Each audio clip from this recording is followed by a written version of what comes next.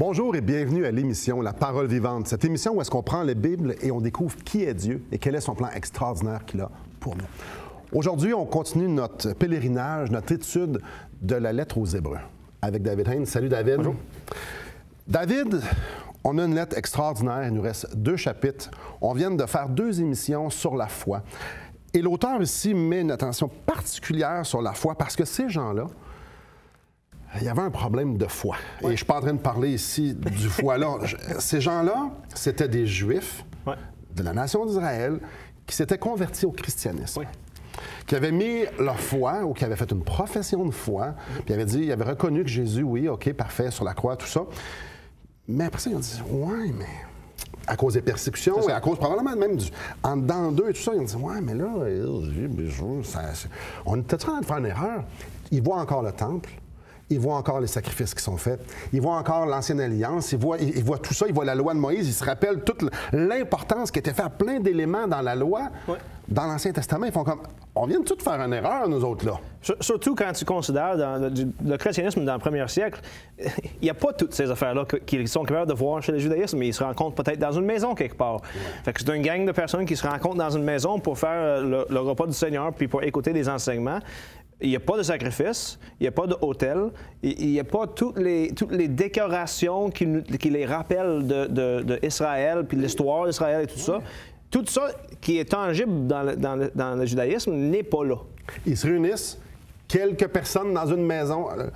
Celui qui enseigne est habillé ordinaire, tout le monde est... On a-tu fait une gaffe? On a-tu fait une gaffe? Et là, l'auteur fait comme, oh, attends un petit peu, là. Vous aviez raison. Tout ce que le peuple d'Israël a fait, et certains éléments qui relèvent pendant 10 chapitres, c'était vrai, c'était bon, mais c'était pas parfait. C'était pas la chose en soi, ce n'était qu'une ombre qui pointe vers Jésus-Christ. Et donc, même si le christianisme n'avait pas toutes ces décorations, toutes ces pratiques tangibles, visibles, même de certain point, on pouvait les sentir des fois, les offrandes. Même si ça, c'est pas tout là, ça veut pas dire que c'est pas la vérité. En fait, toutes ces choses qui sont vraies dans le judaïsme pointent vers ça. Et là, au chapitre 11, ça parle de la foi. Quand ça dit ça pointe vers ça, ouais, mais il est où Jésus, là? OK, il n'y a plus de temple, mais OK, il y a un temple au ciel. Je ne la vois pas. Je ne vois pas Jésus. Sacrifice, oui, OK, j'ai de la misère à le voir. Et là, l'auteur le dit, attends un petit peu, là. La foi, c'est une ferme assurance des choses qu'on ne voit pas. Donc, mais que tu sais qu'ils sont là par la foi. Ça, c'est le chapitre 11, verset 1. Verset 6, c'est tu ne peux pas t'approcher de Dieu si tu ne crois pas que Dieu est Dieu, puis que ce qu'il a fait, c'est vrai, puis ce qu'il nous révèle, c'est vrai. Tu dois t'approcher de lui en sachant de ça. Et là, il donne plein d'exemples de gens, des héros de la foi, qui ont pris Dieu au sérieux et qui ont pris sa parole au sérieux. Quand je dis au sérieux, ça veut dire qu'ils ont cru. C'est ça. Et que ça a produit des actions. On a parlé de Noé. Noé a construit un arche parce que Dieu a dit qu'il va y avoir un déluge. Mais ça ne faisait pas de sens. Mais Noé a dit, ben, c'est Dieu qui me le demande. Oui. Je vais le faire. Abraham, Moïse, c'est toutes des personnes qui ils ont entendu une parole de Dieu, leur donnant des instructions qui, honnêtement, semblaient fous. Absolument. On a parlé de Moïse la dernière fois. Il a toute la richesse d'Égypte devant lui. D'une certaine sens, ça lui appartient, l'Égypte, où ce qui est rendu, là. Puis Dieu dit, là, j'aimerais, Moïse, là, je sais que tu es bien, là, que tout va bien, j'aimerais que tu sors et prends le peuple d'Israël avec toi. Puis va dans le désert. Ça fait aucun sens. Ouais. Et le point de l'auteur ici, c'est de dire, d'accord, vous êtes en train de vous réunir, chacun chez vous, avec des petits groupes. Ça fait pas vraiment de sens. Et là, toute l'argumentation des 10 premiers chapitres vient se solidifier en disant, mais regarde. C'est ça. Par la foi au ciel, le sacrifice parfait, celui qui t'a lavé de tes péchés, celui qui t'a pardonné. Crois-tu ça? Parce que si tu crois ça, tu vas endurer, tu vas perdurer, tu vas persévérer dans ta situation dans laquelle tu es. Même si tu es persécuté, même si tu es rejeté, même si c'est difficile, même s'il y a des tempêtes, fixe tes yeux vers Jésus-Christ et tu vas terminer ta course. Parce que ce que Jésus a fait, c'était parfait. Ça vaut la peine, en fait, avec ce que tu dis, ça vaut la peine de remarquer 3 versets dans le chapitre 11. En parlant de ceux qui ont agi par la foi, versets 14, 15, 16, ça dit « Ceux qui parlent ainsi montrent qu'ils cherchent une patrie. S'ils avaient s'ils avaient eu en vue celle d'où ils étaient sortis, ils auraient eu le temps d'y retourner. Donc, on parle ici des Juifs qui ils auraient pu retourner. Mais maintenant, ils en désirent une meilleure, c'est-à-dire un céleste. C'est pourquoi Dieu n'a pas honte d'être appelé leur Dieu, car il leur a préparé un cité. Donc, il dit, ils auraient pu retourner parce qu'ils auraient été capables de voir ces choses comme vous êtes capables de voir ces choses. Mais eux autres, ils ne regardaient pas pour une ville ou une patrie terrestre. Ils regardaient pour une patrie céleste que Dieu, qui n'a pas honte d'être appelé leur Dieu, justement à cause de leur foi, les prépare. Ils ne le voient pas. Et ça a été difficile. Versets 32 à 38, ça parle justement des gens qui ont souffert énormément. On peut même voir au 1er, 2e, 3e siècle, il y a eu de la persécution, là, des vies déchirées, il y en a eu des familles déchirées. Écoute, c'est affreux tout ce qui s'est passé. Ces gens-là, ils avaient les yeux fixés sur Dieu, sur Jésus-Christ. Puis on dit, ben moi, ce que je vais avoir, je ne l'aurai pas sur terre. La promesse qui m'est faite, c'est celle qui est au ciel. Donc, je vais marcher aujourd'hui par amour pour lui et je vais obéir à ce qu'il me dit. C'est pour ça qu'on disait que la foi, elle est agissante. C'est ça. Il se passe quelque chose. Tu ne peux pas croire, puis on disait, tu ne peux pas être un chrétien non pratiquant. Ça se peut pas. Parce que si tu n'es pas pratiquant, tu n'es pas chrétien. Parce qu'un chrétien, c'est celui qui dit, ben moi, je vais avancer coûte que coûte. Exactement. Et juste avant d'aller à la pause, j'aimerais mettre la table sur ce qu'on va parler. Ça fait quelques années que tu es chrétien, ça fait quelques années que je suis chrétien. C'est pas rose, tout cela. Et on a le péché, on a les tentations, on a des défaites. Il y a des victoires, mais il y a des défaites. Les persécutions, on n'a rien comme eux autres, mais des persécutions, ça fait mal. Et peut-être qu'il y a des gens dans le monde qui nous écoutent, qui vivent des persécutions comme ça. Oui. Et qui font en sorte que c'est comme, là, je vais-tu tout lâcher, moi, là? Qu'est-ce que je fais? Il y a des gens qui souffrent énormément spirituellement ou physiquement, qui sont au bout, puis ils vont dire, ben là, moi, je trouve pas en moi ce qui est nécessaire pour pouvoir continuer. Dieu, il est où là-dedans et tout ça? Et après ça, après la pause, on va tourner dans le chapitre 12 qui va pointer, qui va nous montrer comment on devrait agir, comment on devrait penser. Donc, mes chers amis, restez avec nous, c'est ça qu'on va découvrir après la pause. Mais juste avant, j'aimerais vous offrir le livre « Destination finale » de Marc Cahill. Tout ce que vous avez à faire, c'est de communiquer avec nous et on vous l'achemine tout à fait gratuitement. Pourquoi vous voulez avoir ce livre-là? Marc a pris la parole de Dieu et a répondu aux grandes questions fondamentales. Pourquoi il y a autant de souffrance si Dieu est bon? Qu'est-ce que je fais ici? Où est-ce que je m'en vais? Donc, vous aimeriez l'avoir, j'en suis convaincu, pour répondre à ces grandes questions-là avec la Bible. Restez avec nous après, on continue encore sur la foi.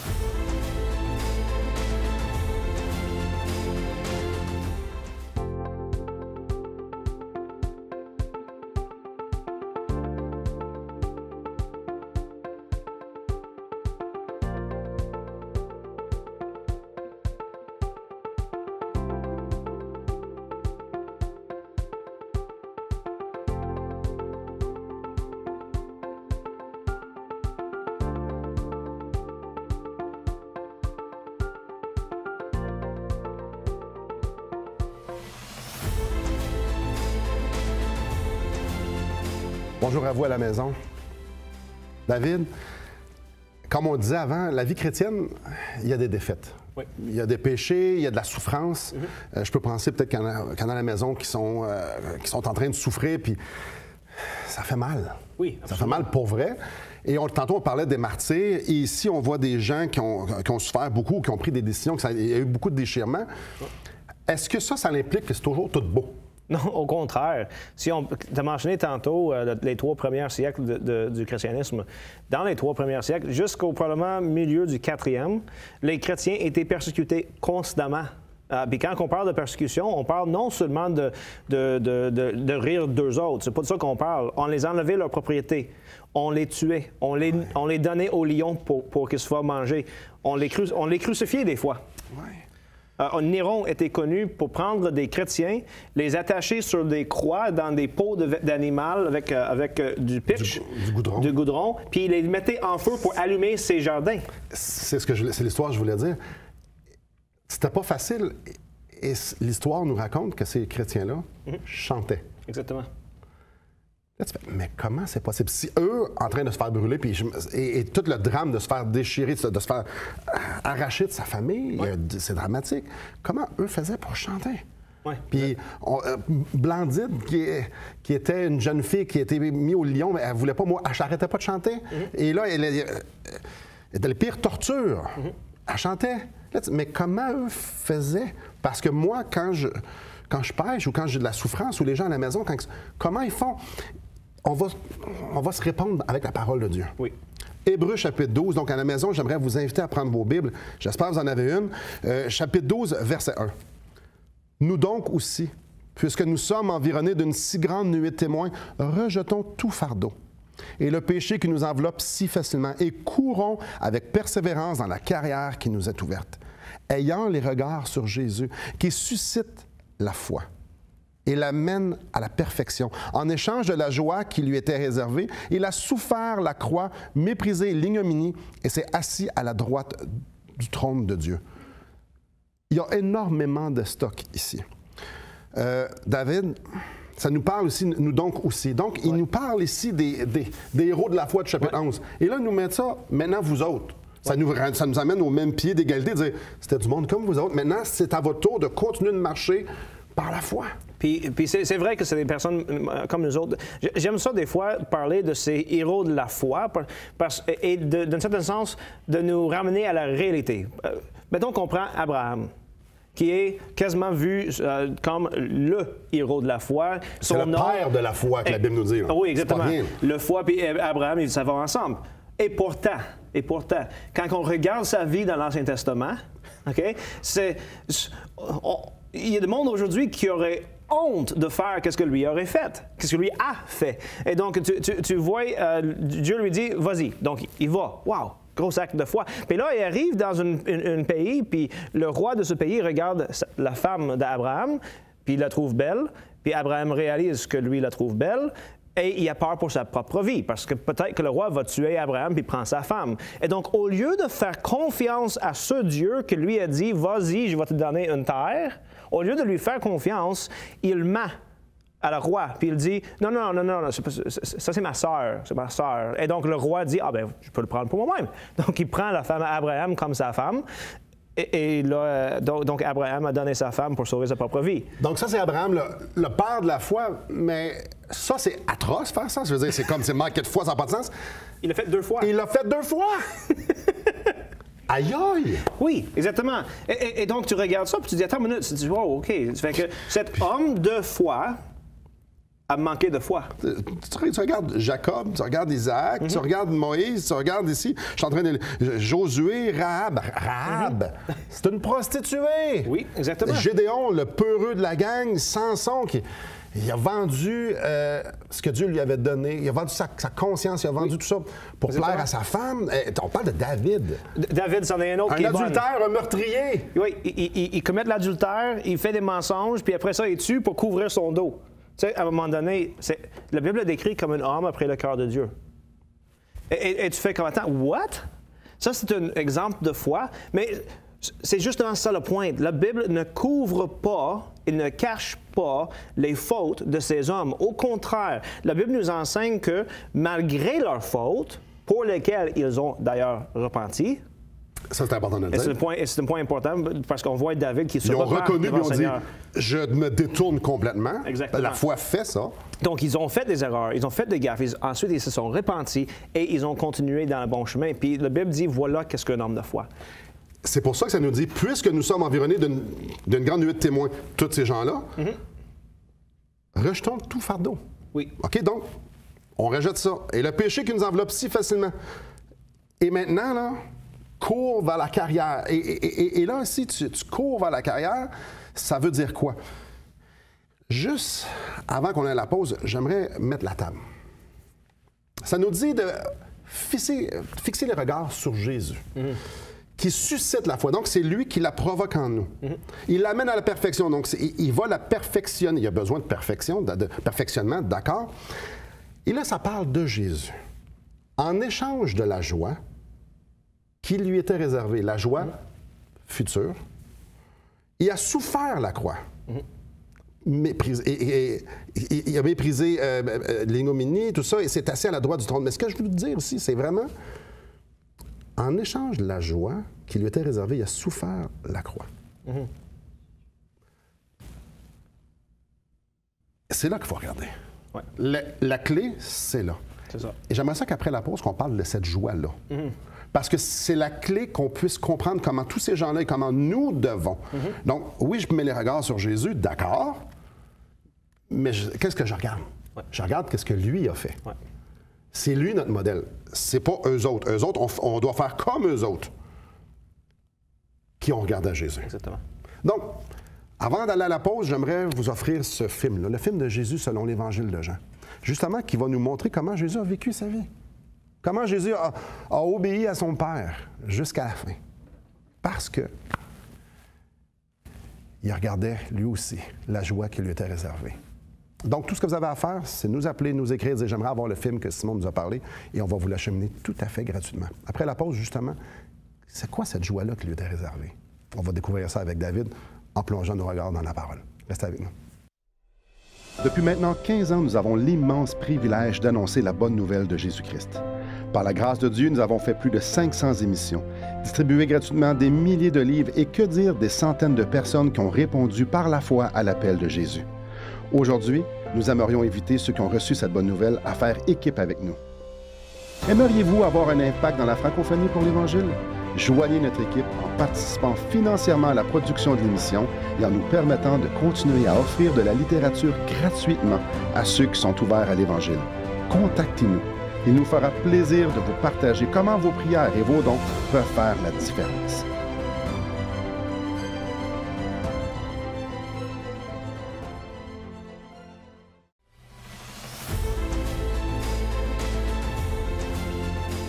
Bonjour à vous. Ici, l'auteur est en train de dire, regardez Jésus-Christ. Ouais. Prenez-le comme modèle. Non seulement comme modèle, quand tu regardes à Jésus, il va produire la foi qui est nécessaire. Là, c'est fascinant. Quand je regarde à Jésus, il y a quelque chose de surnaturel qui se passe en moi qui va me faire confiance à Dieu. Oui. Et d'ailleurs, dans ce texte ici, le fait de regarder vers Jésus-Christ est accompagné avec aussi de l'image d'une course. Donc, il dit courons avec persévérance dans la carrière qui nous est ouverte, ayant les regards sur Jésus. Quand on fait une course, okay, on n'est pas en train de regarder nos pieds. On ne regarde pas d'où on vient. On regarde le but. Mais peut-être dans une longue course, on ne voit pas le but. Mais on ne regarde pas en arrière de nous, on regarde en avant de nous. Puis on a en tête ce vers quoi on court. Puis ici, dans un certain sens, c'est comme Paul est en train de dire, on est dans une course à longue distance. On ne voit pas la fin. Et le mot persévérance ne veut pas nécessairement dire que c'est facile. Non, au contraire. Quand j'étais plus jeune, je faisais des cours à longue distance, puis au départ, ça va bien. Mais le plus que tu avances, le plus que tu dois vraiment aller tirer une genre de force intérieure pour continuer, parce que c'est bien plus facile de lâcher que de continuer. J'ai fait un demi-marathon il y a quelques années, pas si longtemps. Et tu as tout à fait raison. Et à certains endroits, je m'en souviens, c'est le demi-marathon, c'est le marathon de Québec. On passe sur le pont, puis je me souviens très bien sur le pont, j'ai fait « Mais qu'est-ce que je fais ici? » C'est ça. Pourquoi je fais ça? C'est ça. Ça n'a pas de sens. Et tout d'un coup, je me suis rappelé, parce que je veux finir. C'est ça. Pour moi, je voulais me convaincre, je voulais finir. Ouais. Peu importe le temps, je n'étais pas tant en forme, j'ai pas la shape d'un coureur, mais je veux finir. Exactement. Puis on peut dire, d'un certain sens, c'est la gloire du ligne de terminer. C'est la gloire qu'on reçoit quand on finit la course qui nous pousse à continuer. Ici, ça nous dit, c'est ce que Jésus a fait. Ouais. Jésus, lui, en échange de la joie qui lui était réservée, il a souffert la croix. La joie qui lui était réservée, on peut voir dans les Écritures qu'il y avait de la joie auprès du Père, une joie parfaite. Surtout, on va voir ça dans Jean 17, quand il parle de la gloire, de la joie, je leur ai donné ma joie, qu'elle soit parfaite et pour qu'ils soient un en nous. Bref, tout ça pour que... on parle vraiment ici d'unité, de relation, d'intimité. Donc, Jésus a échangé la joie de l'intimité pour souffrir la croix, parce qu'il savait que à travers la croix, il était pour l'avoir de nouveau. C'est ça. Et ce qu'il est en train de nous dire ici, c'est quand tu regardes à Jésus, Jésus a été prêt à subir la croix parce qu'il savait qu'il était pour être réuni avec son Père. Et on nous présente Jésus-Christ non seulement comme le but, ce vers quoi on devrait regarder pour nous permettre et nous aider, nous autres, à courir. C'est avec lui qu'on veut être unis. C'est l'union divine qu'on cherche. C'est sûr qu'on poursuit. C'est ça la gloire qui nous est réservée quand on court cette course. Et donc, c'est ça le but vers quoi on devrait courir et garder toujours devant nos yeux pour arriver. Et plus qu'on fait ça, c'est ça. Plus qu'on fait comme... Exactement. Je le veux, ça. C'est pour ça qu'encore une fois, un chrétien non pratiquant, ça se peut pas. Un chrétien, c'est celui qui regarde Jésus et dit « J'ai hâte d'être avec toi ». Exactement. Ça me fait penser à une illustration. Il y a quelques années, je suis allé dans l'Ouest canadien. Okay. Pour ceux qui savent pas, peut-être, c'est 4000 km où ce que j'étais. Et puis, j'ai visité plusieurs églises et tout ça, et j'étais seul. Malheureusement, mon épouse et mes enfants n'ont pas pu venir avec moi. Pendant 6 semaines, j'étais ennuyeux. Puis toute ma famille, on est ennuyeux, on aime être ensemble, on aime passer du temps ensemble. Et pendant 6 semaines, je parlais avec ma femme au téléphone. J'avais hâte de la voir. Et puis, le dernier dimanche, je prêchais dans une ville le dimanche matin et je prêchais dans une ville le dimanche soir. Et là, il y avait une chose que j'avais en tête, c'est de présenter la parole de Dieu, de présenter ce qu'on faisait au Québec. Et j'étais super excité, puis c'est ça que j'avais en tête. Mais j'avais une autre chose aussi en tête. Je savais qu'après ça, on a conduit. Je conduis. Après ça, je m'en allais chez nous. Ouais. Donc, le soir, après la réunion du soir, le pasteur me dit « Tu vas aller dormir chez un tel. » Je fais « Non. » C'est ça. Là, ma job est finie. Ouais. Il n'y a rien qui m'attend. La seule chose que j'ai envie d'avoir, c'est ma femme. Donc, le soir, je dis non, je ne coucherai pas. Je vais partir tout de suite. Ça n'a pas de sens. Il était comme 8h30. Tu as 3-4 jours de route à faire. Tu peux pas. Je dis écoute, il n'y a rien qui peut m'empêcher. Non, exactement. Donc, le dimanche soir, j'ai conduit. J'avais une grosse journée dans le corps. J'avais la face tout croche de même, mais je conduisais. Le café était bon, je peux te le garantir. Le lundi matin, j'arrête pas, je conduis toute la nuit. Le lundi matin, on continue. J'avais une chose en tête. Cocotte, je m'en viens. Toute la journée lundi, j'ai conduit. Là, j'étais magané pas mal, mais le café était bon. 2 fois, il a fallu que j'arrête. C'était en plein hiver. Il a fallu que j'arrête. J'ai ouvert les fenêtres un peu. J'ai étendu le moteur. Puis je dis, d'ici 15-20 minutes, je vais me faire réveiller par le froid. Exactement. J'arrête pas prendre un hôtel. Non, pas du tout. Moi, j'ai une chose en tête. Ouais. Une chose qui me tient réveillé, une chose qui me fait faire de la route. Je vais voir ma femme bientôt. Ouais. Lundi soir, lundi dans la nuit, à 4 heures du matin. Je me souviens encore. C'était tellement extraordinaire. J'ai des gros frissons. En ce moment, quand j'ai ouvert la porte, puis elle était là. Ah! Oui, c'est ça. Ah! C'est de ça que ça parle ici. Exactement. Et on nous donne Jésus comme notre but. On devrait le désirer même plus que ce désir de voir ta femme. C'est imparfait, ça. Exactement. Là. Mais l'idée, c'est de dire... le désir est là et ça nous drive. Il n'y a rien qui va me faire arrêter. Exactement. Ça ne veut pas dire, par exemple, qu'on ne va pas avoir des difficultés en cours de route. Assurément pas. Et ce qui est intéressant avec l'exemple de Jésus qui est donné ici, c'est qu'il n'est pas juste donné comme but, ce vers quoi on va courir, est aussi donné comme exemple de comment courir. Que lui aussi, il a subi la souffrance de la croix pour ce joie qui était réservé pour lui, et que nous aussi, nous devrions faire exactement la même chose. Nous devrions être prêts à subir les souffrances qui nous sont présentées dans notre vie, que ce soit des persécutions pour le fait d'être chrétien, mais que ce soit peut-être des tentations. Ou des souffrances physiques. Ou des souffrances physiques. Peu importe qu'est-ce qui devient, on pourrait dire, notre sort, entre guillemets, on devrait être prêt à subir ça pour atteindre, pour avoir comme but final Jésus-Christ. Pas question de lâcher, il n'y a pas question de descendre les bras. Et même quand c'est difficile, c'est de regarder encore plus Jésus puis de dire « Hey, j'ai besoin de toi. Je suis plus capable. » Et comme je dis, il y a quelque chose de surnaturel qui va se passer en dedans. Il va dire « Tiens, continue. Continue. C'est toi que je veux, mais je... Ah! » C'est ça. Et peut-être que vous êtes justement dans cette position-là présentement. Il y a une chose à faire. Les regards sur Jésus. C'est pas les circonstances qui doivent changer nécessairement. C'est de nous dire, Seigneur, c'est toi que je veux. Puis en attendant qu'on va être ensemble, je vais vivre pour toi aujourd'hui. Je vais penser à toi aujourd'hui. Je t'aime. Ça, c'est la foi d'un chrétien. Et c'est ça que Dieu, Jésus-Christ, l'Esprit Saint produit en dedans de nous. Quel privilège incroyable. Après la pause, on va terminer l'émission justement en expliquant comment, peut-être plus concrètement, comment vous pouvez l'avoir, comment moi je peux l'avoir. Restez avec nous.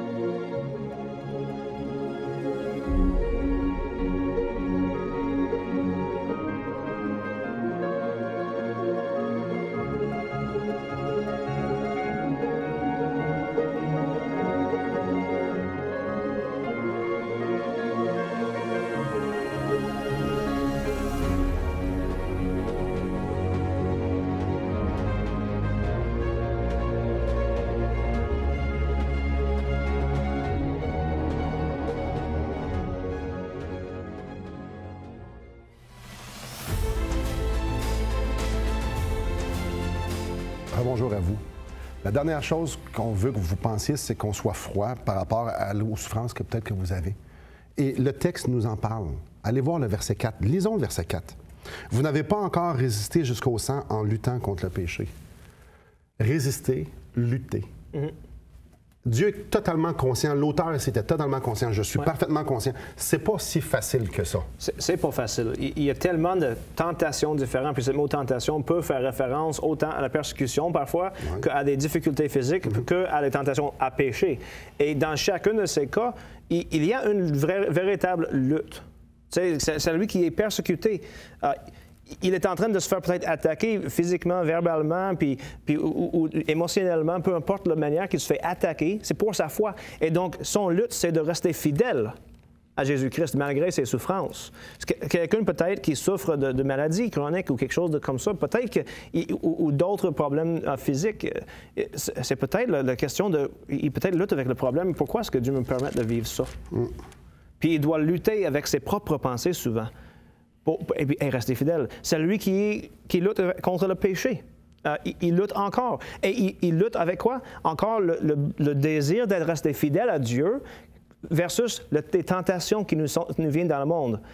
Ça me fait penser honnêtement à une citation que dit Augustin dans un de ses écrits où il parle du chrétien et de la vie du chrétien. Et il dit à un moment donné, il dit le chrétien qui lutte contre le péché et qui tombe, qui est atterré, mais qui se relève et qui continue la bataille. Lui, on l'applaudit comme un guerrier qui a vécu. Et c'est ça qu'on voit ici. Mes chers amis, oui, un chrétien, ça tombe. Ça se relève. Parce que l'Esprit en lui donne tout ce qui est nécessaire pour pouvoir se relever. Et il continue de regarder Jésus-Christ. Et ça commence avec ça. Jésus, à la fin de sa vie, il a dit à ses disciples qu'il était pour être avec eux jusqu'à la fin. Tout ce qu'on a besoin de faire, c'est de lui faire confiance et d'avancer les yeux fixés vers lui. S'il est l'auteur de notre salut, il est aussi l'auteur de notre marche. Merci beaucoup, David. Merci à vous et que le Seigneur vous bénisse.